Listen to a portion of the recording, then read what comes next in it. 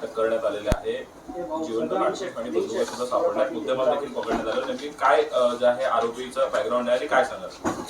गुन्हे शाखा घटक 3चे सहाय्यक पोलीस निरीक्षक सर्जेराव पाटील यांना गोपनीय माहिती मिळाली होती की सुरेंद्र पाटील राहणार डोंबिवली कल्याण याच्याकडे बेकायदेशीर हत्यारे अग्निशस्त्र आहेत. त्या अनुषंगाने घटक 3चे पोलीस निरीक्षक अजित शिंदे आणि त्यांच्या टीमने ACP शेखर बागडे यांच्या पर्यवेक्षणामध्ये कारवाई आयोजित केली.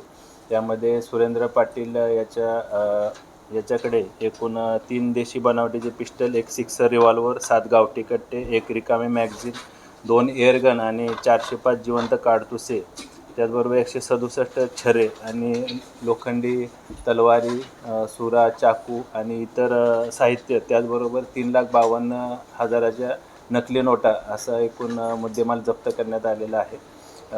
या तपासामध्ये सुरेंद्र पाटील यांनी सदरचे हत्यारं किंवा अग्निशस्त्र वेपन कशासाठी आणले होते, त्याचा तो काय वापर करणार होता, या अनुषंगानं गुन्हे शाखा घटक 3चे पथक अधिक तपास करत आहे.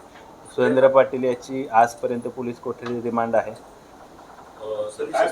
कुठला घेतलेले आणि कशा प्रकारे हे शस्त्राचं करायचं काय नेमकं?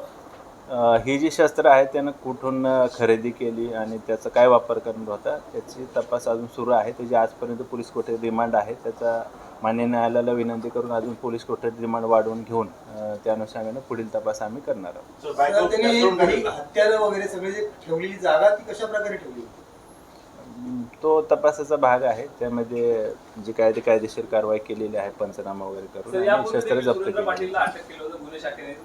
यापूर्वी त्याच्यावर आता पुन्हा त्याला अटक केलेला आहे. परंतु या दरम्यान कालावधीमध्ये पाहिलं तर नकली नोटा असतील किंवा रिव्हॉल्वर घेऊन शस्त्र घेऊन त्याच्या इंस्टाग्रामवरती ज्या रील्स आहेत त्या तो वारंवार पोस्टच करत होता. कायद्याचा धाक कुठे त्याला उरला नाहीये का?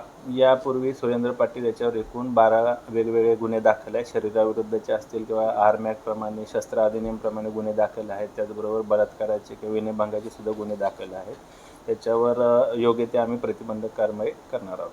काही आरोपी असल्याची शक्यता आहे का ज्यांच्याकडनं शस्त्र साठा मिळू शकतो किंवा काही रक्कम मिळू शकते असं काही? या शस्त्र खरेदीमध्ये किंवा शस्त्राचा वापर करण्यामध्ये त्याच्यासोबत अजून कोणी त्याचे साथीदार होते का, सहकारी होते का, त्या अनुषंगाने देखील गुन्हे शाखा घटक 3चे पथक तपास करत आहे. सर, अशा प्रकारच्या रील स्टारला इन्फ्लुएन्स होऊन सध्याची तरुण पिढी कुठेतरी भटकते. काय पालकांना, मुलांना आव्हान मेसेज असेल जे रील स्टार अशा प्रकारे खोट्या बंदुकी किंवा पैशांच्या याच्यावर त्या एक वेगळ्या वर्णावर जाताना पाहायला मिळतात? मी या प्रेसच्या निमित्तानं आवाहन करतो की जे कोणी नागरिक आहेत, पीडित नागरिक आहेत, ज्यांची सुरेंद्र पाटील याच्याविरुद्ध काही तक्रार आहे, कारण सुरेंद्र पाटीलच्या विरुद्ध यापूर्वी गुन्हे दाखल आहेत, ज्यांची काही तक्रार असेल त्यांनी गुन्हे शाखेकडे संपर्क करावा.